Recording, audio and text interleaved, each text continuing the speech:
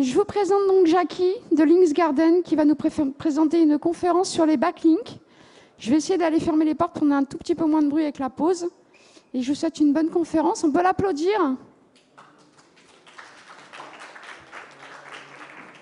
Alors merci beaucoup, on va essayer de speeder parce qu'on a un peu de retard.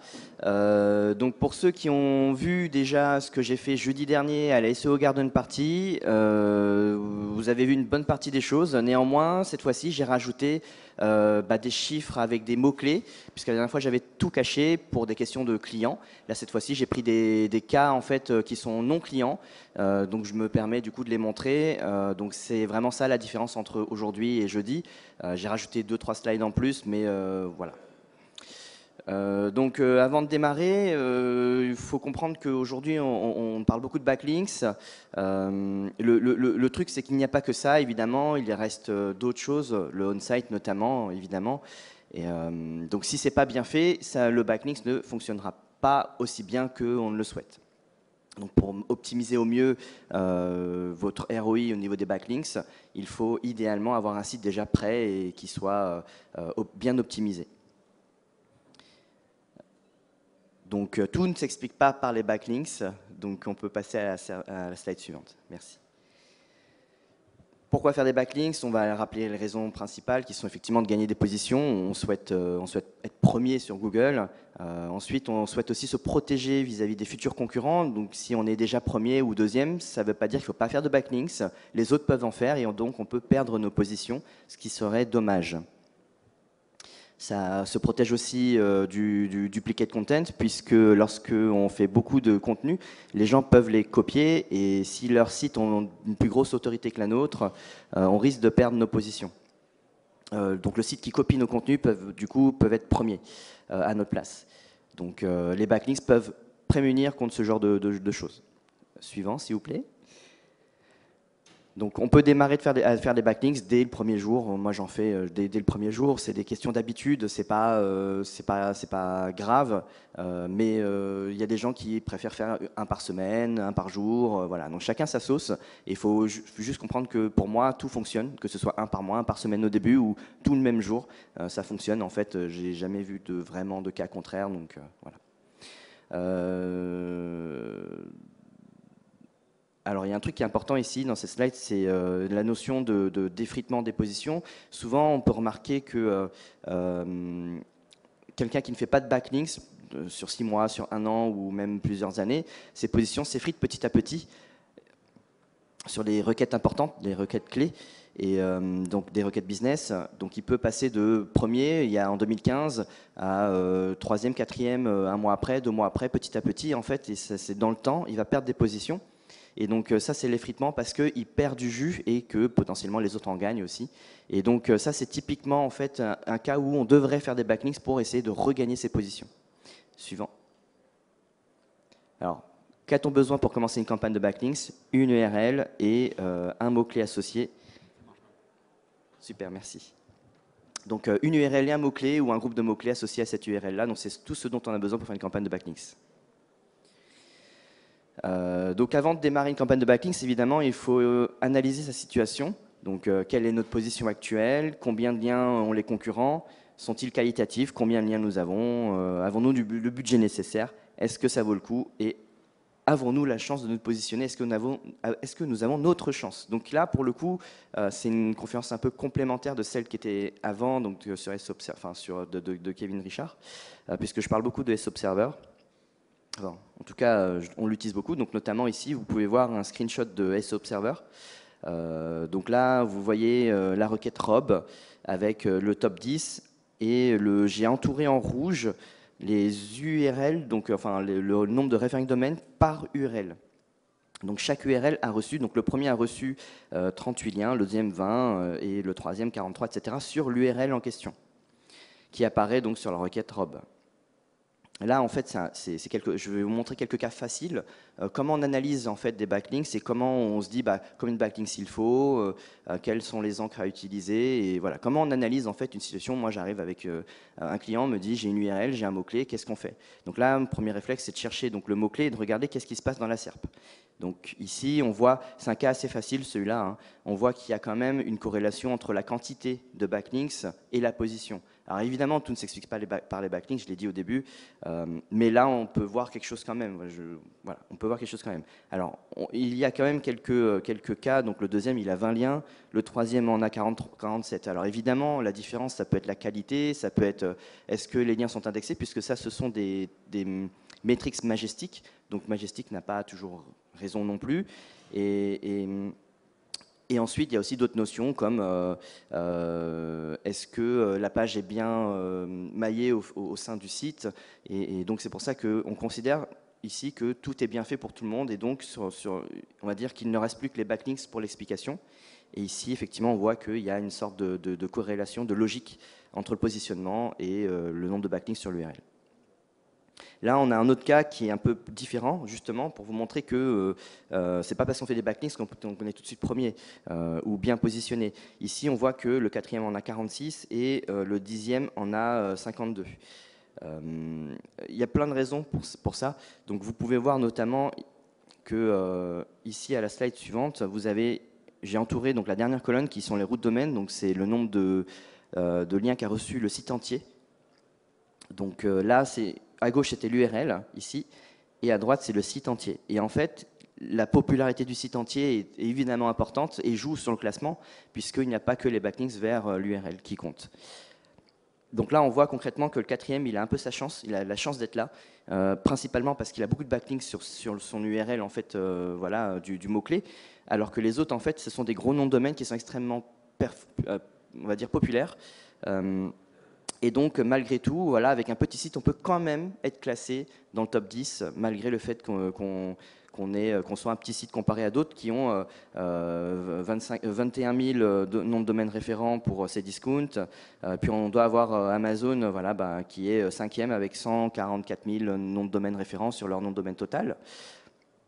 Et donc, malgré tout, on a un petit site là, le quatrième, qui a 100 domaines références seulement et qui se bat avec les autres. Alors lui, il triche un peu, hein, en fait, c'est ce qui s'appelle un EMD. Donc, son mot-clé, le mot-clé qu'on cherche ici, c'était Chess Gamer. Et donc, le mot-clé, c'est son nom de domaine. Donc, forcément, il a une sorte de bonus puisque Google considère un peu que c'est le nom de sa marque. Et donc, il le met un peu devant.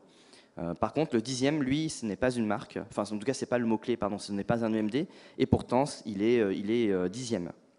Donc il n'a que 100 backlinks comparé aux autres qui ont, sur son domaine référent, sur son route domaine, pardon, comparé aux autres qui ont plusieurs milliers parfois. Ensuite, il faut prendre en compte l'importance des encres exactes. Et là, je vous montre des exemples, notamment pour le premier, le deuxième et le sixième. Parce qu'on a parlé tout à l'heure de corrélation entre le nombre de backlinks reçus et la position. Néanmoins, il faut aussi prendre en compte le fait que est-ce que les liens sont qualitatifs? Donc, après, il y a plein de manières de définir ce que c'est qu'un lien qualitatif. Mais ici, on a tendance à négliger depuis un petit moment les encres optimisées, puisque ça a été pénalisé pendant un moment, et voilà, il y a 10 ans. Et les gens ont peur en fait, de faire des encres optimisées. Alors évidemment, il faut toujours faire attention à ce qu'on fait. Toujours observer ce que font les premiers, ce que font les concurrents, qu'est-ce qui se passe dans notre thématique, parce que chaque thématique a ses propres, on va dire, critères. Ici, sur cette requête assurance auto, notamment, le premier, on va voir tout de suite. Donc, en gros, ce que je veux dire, c'est que pourquoi est-ce que, selon moi, hein, l'une des raisons pour lesquelles le sixième est sixième et pas 3, puisqu'il a quand même 182 backlinks vers son URL, c'est peut-être parce qu'il a moins d'encre que les autres, moins d'encre optimisée. Alors il y a plein d'autres façons de faire des encres, voilà, utiliser des synonymes, utiliser des encres semi-optimisées. Donc là, l'encre, ce serait assurance auto pour cette requête qui est assurance auto. Les furets, qui sont sixième de mémoire, ont 17 encres exactes, d'accord. Alors après, il y a plein de choses qui sont cachées, hein. Parfois on ne voit pas tout, mais on va dire avec ce qu'on voit, voilà, on parle avec ce qu'on voit. Donc là, eux, ils en ont 17, et en fait, les premiers, donc je crois que c'est la MAF ici, ils en ont 31. Donc en fait, concrètement, au-delà du fait de la quantité totale de liens reçus, il faut aussi compter le nombre d'encres exactes qu'a reçu la page ou le site. Et ici, on est sur 31 contre 17. Et le deuxième ici, qui est le Lynx, en a 36. Donc pour moi, l'une des raisons possibles, ce serait le manque potentiel d'encre exacte pour cette requête-là. Alors évidemment, il y a plein d'autres choses qui rentrent qu'il faut faire rentrer en considération, notamment le on-site, le maillage interne et toutes ces choses-là. Mais moi, si je regarde uniquement les backlinks, les métriques, les indicateurs que j'ai via les outils, je dirais que ce serait bien d'essayer de faire un peu plus d'encre optimisée ou au moins de semi-optimiser pour nos amis les furets qui sont sixième. Ensuite, ici, donc j'utilise toujours S-Observer sur une requête assez concurrentielle sur 2 ans. Et en fait, la question que je me pose souvent quand je fais une analyse de backlinks avant de démarrer une campagne, c'est est-ce que faut que je fasse des backlinks? Et là, pour le coup, c'est un cas assez typique où le troisième, en fait, a perdu des positions sur 2 ans et il est arrivé 10e. Donc, comment on analyse ça? C'est chaque encart, c'est on va dire, c'est pour la même requête, mais c'est un site qui est positionné différemment à un moment donné. Donc, par exemple, le premier encart à gauche, le site était 3e, il est passé 10e en 2 ans, puisqu'on est sur 745 jours à peu près. Le deuxième était 8e et passé premier, et le deuxième est passé 3e sur les 2 années. Donc, c'est une SERP qui ne bouge pas beaucoup. Ça ne bouge pas beaucoup. Ici, en fait, c'est juste un effritement. Voilà, alors, j'ai regardé plus en détail. Effectivement, celui qui est à gauche n'a pas fait de backlinks dans les dernières années, les 2 dernières années, alors que les autres en ont fait un peu plus, notamment le deuxième. Donc, c'est vraiment une perte de jus qui s'est faite dans le temps. Alors, la perte de jus, elle peut s'expliquer de plein de façons. Les liens peuvent disparaître aussi naturellement. Un site a été racheté ou un site n'a pas été renouvelé. On peut aussi considérer qu'il a perdu du jus parce que les liens qu'il a reçus sont plus profondément enfouis dans un site. Voilà, ils sont moins proches de la page d'accueil dans le temps, ce qui est logique aussi. Donc voilà, il y a plein d'autres choses à prendre en compte, mis à part la qualité et la quantité, évidemment. Notamment, tout à l'heure, on a vu, les EMD sont les exact match domains trichent un peu. Ils ont une sorte de bonus dès le départ. Voilà. Il faut aussi prendre en compte l'intention de la requête, puisque si on ne répond pas à l'intention de la requête, évidemment, on a beau faire des backlinks, ça ne marchera pas toujours. Et ça marche moins qu'avant, en tout cas. Ensuite, le taux d'encre optimisé, c'est ce qu'on a vu tout de suite. La qualité des liens, il ne faut vraiment pas les négliger non plus. La qualité des liens, ça va être notamment, est-ce qu'il est indexé? Est-ce que le lien qu'on reçoit vient d'un site qui est assez populaire lui-même? Voilà, donc il y a plein d'autres critères, mis à part la quantité. Mais on va passer un peu sur tout ça pour le moment, puisqu'on va manquer un peu de temps. Donc là, c'est typiquement justement une question de qualité aussi. Là, par exemple, on a un résultat sur une requête à 150 000 de volume mensuel. Le troisième, quatrième, cinquième. Donc là, le troisième, par exemple, a eu 28 backlinks sur cette URL-là. Le quatrième en a 35 et le cinquième en a 95. Et tout à l'heure, on a dit que sur un cas typique et simple, effectivement, il y a une pyramide. Donc le plus grand, enfin celui qui a le plus de backlinks est premier, etc. Et on descend. Et celui qui a, dans l'idéal, en fait, celui qui a le moins de backlinks, c'est donc dernier. Et pour le coup, ici, c'est inversé et justement, c'est souvent expliqué par la qualité des backlinks, évidemment. Est-ce que c'est un EMD, le on-site et toutes ces choses-là. Donc, il n'y a pas que les backlinks, il faut vraiment se poser des questions au niveau du on-site aussi et il faut vraiment tout travailler. Donc là, c'est justement un exemple de requête où on a beaucoup de gros sites. Donc à droite, vous le voyez, quand c'est tout rouge comme ça, c'est pas simple, c'est pas une requête facile, parce qu'on se retrouve du coup là, on peut le reconnaître, c'est caché, mais le troisième c'est Amazon, les 145 000 domaines référents, voilà. Et donc on voit le premier, en fait, alors je le montre pas, c'est une requête client. Le premier c'est un EMD. Donc c'est le nom de la requête. Et pareil pour le 11e. Et le quatrième, c'est le seul qui est présent ici, qui n'est pas en fait un EMD. Et donc concrètement, dans l'analyse, qu'est-ce que j'en sors en fait dans un truc comme ça? C'est quand j'arrive dans une situation comme ça, je vais étudier le quatrième. Je veux dire, moi, si je veux cette quatrième place, ou au moins une cinquième place, potentiellement, il faudrait que je fasse mieux que le quatrième. Les autres, je les compte pas parce qu'ils sont vraiment trop performants pour moi. Et je regarde principalement le quatrième. Et le 1 et le 11, je ne les regarde pas trop non plus parce que ce sont des EMD, à moins que moi-même, mon site ou mes clients ont un EMD sur la requête. Ensuite, l'autre question que je vais me poser, c'est est-ce qu'on a notre chance pour ranker sur cette requête-là? Là, donc j'ai pris une requête qui est Hôtel Barcelone. Donc ici, c'est il y a 1 an. D'accord. Donc, qu'est-ce qui s'est passé sur la dernière année? Donc, ce qui s'est passé dans la dernière année, donc en première ligne, on voit que Entre il y a un an et aujourd'hui, Booking ont perdu une position seulement, donc le -1 à droite.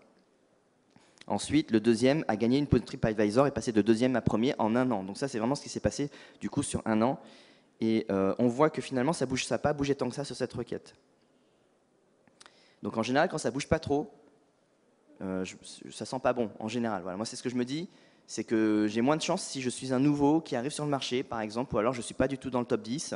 Et quand ça bouge peu comme ça, ben, pour moi, c'est déjà c'est bizarre. Alors évidemment, ça dépend de la requête et ça dépend aussi de la concurrence. Et en fait, il suffit juste de regarder les 11, 12 jusqu'à la 23e position ici sur le screen. On voit ce qui s'est passé dans la dernière année.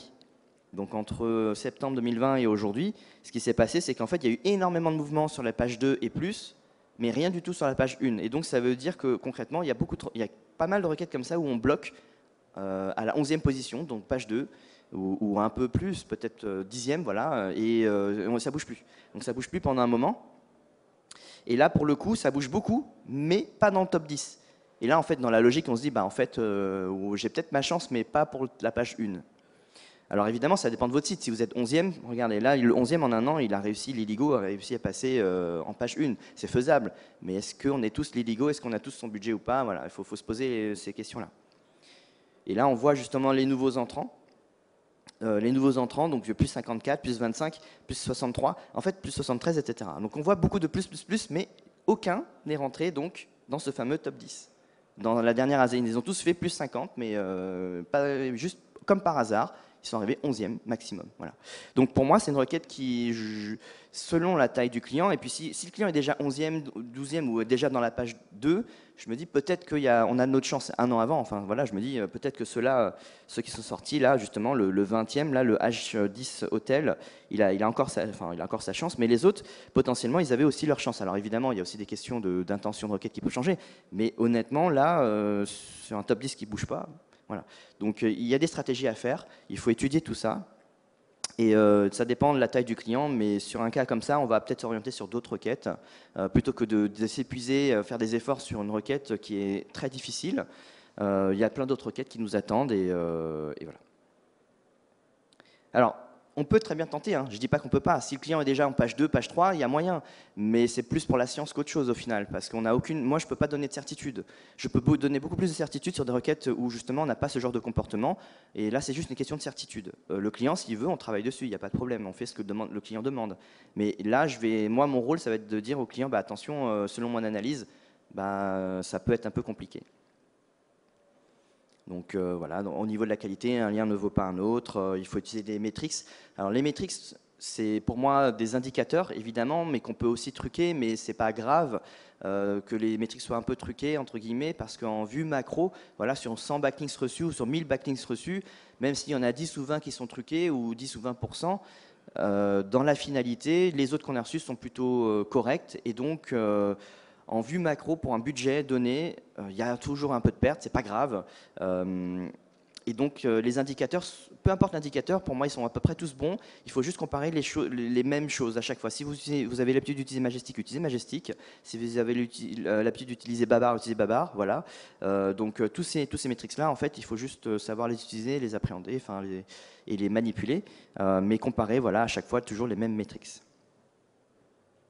Ensuite, vous avez vérifier si les backlinks sont indexés. Donc, on a des outils pour vérifier, donc notamment SObserver ou isindexit.com qui permet de vérifier si les backlinks qu'on a reçus sont toujours indexés. Puisqu'un backlink qui n'est pas indexé, en théorie, c'est un backlink qui n'est pas compté. Voilà. Après, Google peut l'avoir vu aussi. Est-ce qu'il le calcule avant, après? Ça, il faudra faire des tests. Et j'aimerais bien lancer 2-3 tests sur est-ce que si je fais des backlinks no index, est-ce que ça pousse sur une requête? C'est tout simple à faire et ça pourrait se tester en 10 jours, quoi. Voilà. Donc au niveau de la qualité, moi je vais utiliser Majestic ici pour l'exemple, on utilise beaucoup Href aussi, et on utilise aussi beaucoup Babar, mais pour le coup là c'est plus simple, on va parler de Majestic, et puis ensuite tout à l'heure, en plus on a eu pas mal de slides avec Kevin qui a montré Majestic aussi. Donc comment moi j'analyse la qualité des backlinks via Majestic, c'est assez simple. Je regarde un concurrent par exemple et je vais regarder ses meilleurs backlinks, je vais compter le nombre de backlinks où il va avoir du trust flow, du citation flow, voilà, donc les métriques que j'ai cochées, encadrées en rouge. Et là, en fait, ce sont ces derniers backlinks à ce concurrent-là. Donc, j'ai pris le premier, par exemple, sur la requête chessgamer. Pas le premier, j'ai pris l'EMD qui était, je ne sais plus, quatrième, en fait. Voilà, c'est chessgamer.com avec un tiret. Et ici, on voit que ces derniers backlinks, en fait, ils sont à 0,00. Eux, je ne les compte pas. Donc, en fait, tout à l'heure, on a parlé de quantité, mais la qualité rentre en compte aussi. Donc, en fait, on va écrémer. Donc, le premier a beau avoir 300 backlinks, le deuxième a beau avoir 500 backlinks. Même s'il a 200 backlinks de plus sur le papier, bah, ça se trouve, ils ne valent rien. En fait, ils ont 0,00. Ils sont pas bien maillés, ce sont des pages orphelines. Enfin, il y a plein de raisons qui font qu'ils ne sont pas indexés tout court, qui ne sont pas pris en compte. Donc en fait, il faut, pour moi, croiser toutes les datas, dire bah, j'enlève tout ce qui est à zéro, j'enlève tout ce qui n'est pas indexé, j'enlève tout ce qui est nofollow. Enfin, et ensuite, on se dit bah, voilà la quantité réelle. Et ensuite, ensuite, il faut recalculer le ratio des encres pour voir vraiment ce qui est vraiment pris en compte. Et donc, il faut faire tout ça. Et c'est vraiment une analyse assez profonde avant de lancer une campagne de backlinks. Ensuite, une fois qu'on sait à peu près la quantité de backlinks qu'il nous faut, donc de qualitative, il faut choisir des liens qui soient au moins aussi bons que ceux de nos concurrents. Donc ça ne sert à rien d'avoir 500 backlinks justement qui soient peu qualitatifs si notre concurrent a 10 bons backlinks. Voilà. Alors un bon backlink, qu'est-ce que c'est? Ce sont, pour moi, selon l'outil, ça va être des métriques assez élevées, selon l'outil de nouveau, mais ça va être aussi un backlink qui est indexé, un backlink qui est proche de la page d'accueil et qui risque de le rester longtemps. Un backlink que vous recevez qui a des chances de rester longtemps proche de la page d'accueil, c'est un backlink qui va donner du jus dans le temps et vous allez justement éviter cette notion de défritement dans le temps et de perte de position naturelle qui sont quand même plus difficiles à regagner derrière parce que Google va mettre du temps à vous refaire confiance, etc. Ensuite, en interne, nous, on aime bien utiliser ce qu'on appelle la stratégie par palier de backlinks. Donc, selon la situation, on va utiliser des stratégies différentes. Donc, si par exemple, on a un client qui est déjà deuxième, qui a autant de backlinks que le premier, ça vaut par exemple 500 et 500, ça vaut peut-être pas le coup de refaire 50 backlinks. 10% de plus, est-ce que ça va faire la différence? Est-ce qu'on va vraiment passer premier? Il y a d'autres stratégies derrière qui peuvent être intéressantes. Donc, ça va être des stratégies de lien home, ça va être des stratégies de repousser en tiers 2, de faire du tiers 3. Voilà. Donc, surtout si le premier a 500 backlinks, le deuxième a 500 backlinks, ils ont probablement le budget pour faire ce genre de stratégie un peu plus différente que ce qu'on peut faire habituellement. Donc, j'avais déjà fait un sujet pour le SEO Camp. Donc, il y a un replay qui doit traîner quelque part où j'explique justement dans quel cas je vais utiliser telle ou telle stratégie pour ranker. Alors, il faut comprendre qu'il y a plein de stratégies qui existent, mais honnêtement, dans la plupart des cas, 99% des cas, juste faire des backlinks, ça suffit. Je veux dire, peu importe la façon, mais dans beaucoup de cas, voilà, mis à part chez les grands comptes où c'est un peu plus complexe, où il vaut mieux passer sur des stratégies un peu détournées. Donc, ça va être la création de PPN, faire des liens home, faire des tiers 2, tiers 3, etc. La plupart du temps, en fait, sur des petites requêtes ou les requêtes classiques, il suffit juste de faire des liens normaux et ça suffit. Donc, lien normal, c'est quoi? Ça va être notamment un lien sur un article, sur un blog, un échange d'articles ou même un article sponsor ou des choses comme ça. Alors, est-ce que les backlinks, ça fonctionne? Oui, mais ça dépend évidemment. Évidemment, ça dépend aussi du on-site et de plein de choses. Là, je vous montre le cas d'un client qui a fait une campagne de 1 000 € hors taxe, donc 15 liens.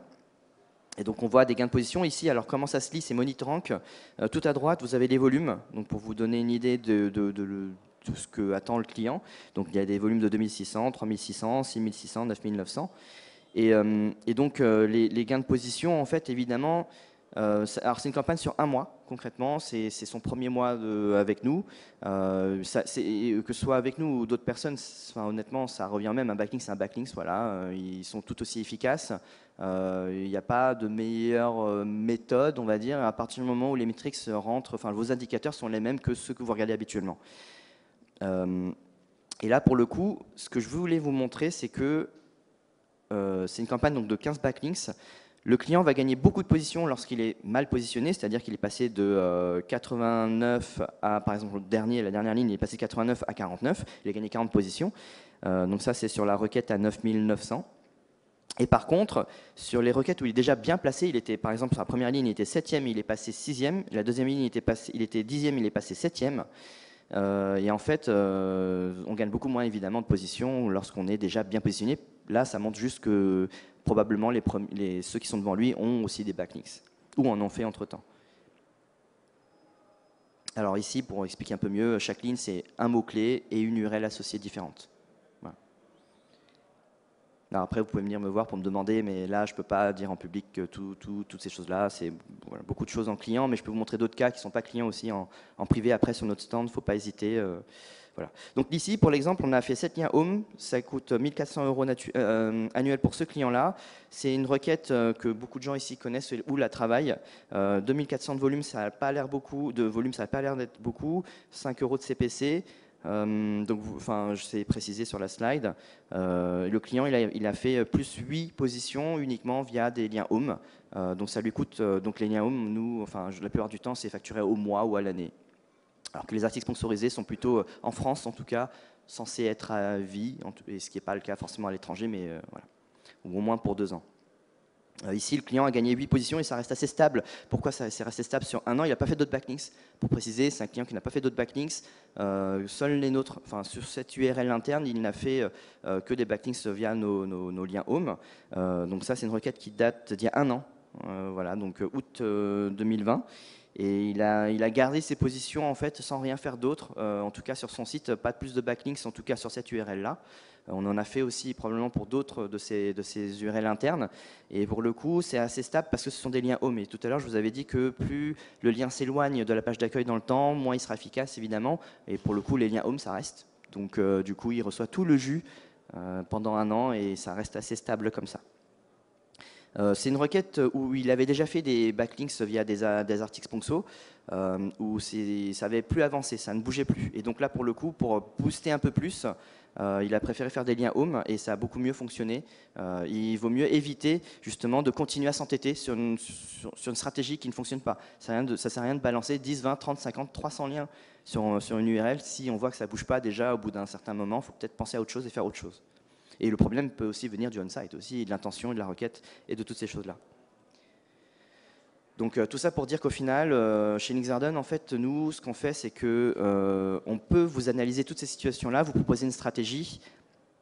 Et on a un service de gestion de projet, donc on fait les audits de backlinks, on fait une proposition stratégique adaptée donc, au client et à sa thématique. Et on fait le choix des sites, on peut choisir les encres, voilà, tout est vraiment à la carte et vous pouvez aussi le faire. Au niveau de la rédaction, vous pouvez notamment aussi demander à vérifier les textes, c'est ce que demandent beaucoup les grands comptes, vérifier les contenus avant qu'ils soient postés, on peut le faire, on peut les corriger après aussi. Donc on rend évidemment un rapport mensuel sur les positions. Il ne faut pas hésiter à... Voilà, nous, on prend aussi les campagnes en délégation en marque blanche, donc vous nous envoyez tout, donc l'URL, mots-clés, et nous on fait toute cette analyse-là, on vous fait une proposition, vous l'acceptez ou pas. Voilà, donc toutes les options sont à la carte et on démarre à 500 € par mois de dépenses sur notre plateforme. Nous, on s'occupe de toute la plateforme, il y a vraiment vous n'avez rien à faire en fait. Et voilà, il n'y a pas de coût, il n'y a pas de surcoût. Il ne faut pas hésiter à prendre rendez-vous sur notre site directement. Moi, j'audite le truc et voilà. Donc, alors, c'est une question que je n'ai pas bien accentué dessus, mais quel est pour vous l'un des critères les plus importants dans un backlinks? Donc ça, c'est pour la question mug. Si ceux qui veulent gagner des beaux mugs, ils sont très beaux cette année. En plus, on les a sponsorisés, voilà. Donc ils sont... alors, oui. Comment? Oui, oui, voilà, oui, tout à fait, oui, c'est l'un des critères. Alors, il y a beaucoup de réponses possibles, hein, mais effectivement, en gros, la réponse était la proximité du lien à la page home, mais effectivement sa stabilité aussi dans le temps. Donc, regardez bien les sites sur lesquels vous achetez vos liens ou vous échangez, voir si les pages glissent petit à petit ou très rapidement vers le fin fond du site. Merci beaucoup, et puis n'hésitez pas à venir nous voir sur notre stand. On répond à toutes vos questions supplémentaires.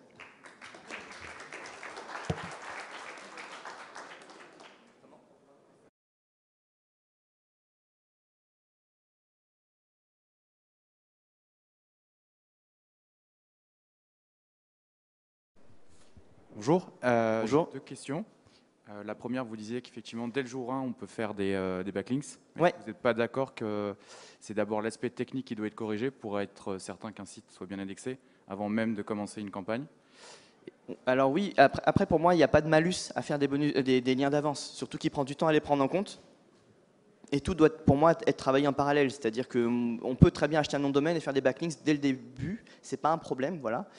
Mais si par habitude, vous avez l'habitude de les faire un mois après, pour moi, il faut être en accord avec soi-même. Et si vous avez l'habitude de le faire, faites-le un mois après ou dès que le site est fini. Mais pour moi, il n'y a pas de malus à les faire le jour même. C'est pas grave parce que Google va comptabiliser le jus petit à petit et un lien, il ne le prend pas en compte entièrement dès le premier jour. il va mettre 6 mois, il va passer plusieurs fois vers le backlink, ce qui vous a été fait. Il va le lire, il va le recalculer plusieurs fois en fait. Il faut vraiment plusieurs boucles avant que tout le jus vous soit délivré. Donc non, moi je démarre dès le premier jour pour une question de célérité, pour que ça aille plus vite au final. Voilà. Et la deuxième, je me permets, pardon, du coup, c'est est-ce que vous ne pensez pas que le nombre de backlinks doit être corrélé au DR, enfin au domain rating d'un site, par exemple, on peut pas se Ouais, permettre alors le d'acheter, DR c'est href de mémoire.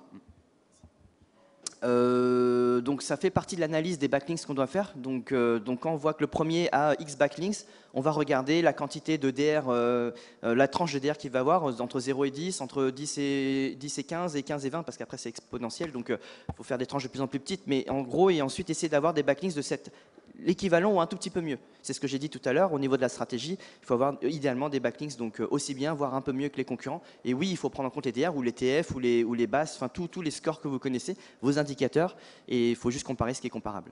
Voilà. Merci beaucoup. Je crois que et si vous avez d'autres questions, il ne faut pas hésiter à passer au stand, j'y réponds sans problème. Et ensuite, vous avez un atelier sinon Parce que Links j'allais Garden. annoncer que tu étais à l'atelier juste à côté en suivant. Oui, on est dans un atelier juste à côté. Il ne faut pas hésiter à venir voir. Justement, on fait des cas un peu plus concrets où on va peut-être un peu plus dans les détails. Donc c'est Mélodie qui présente ça et moi je serai là en spectateur et je répondrai aux questions si besoin. On peut l'applaudir bien fort.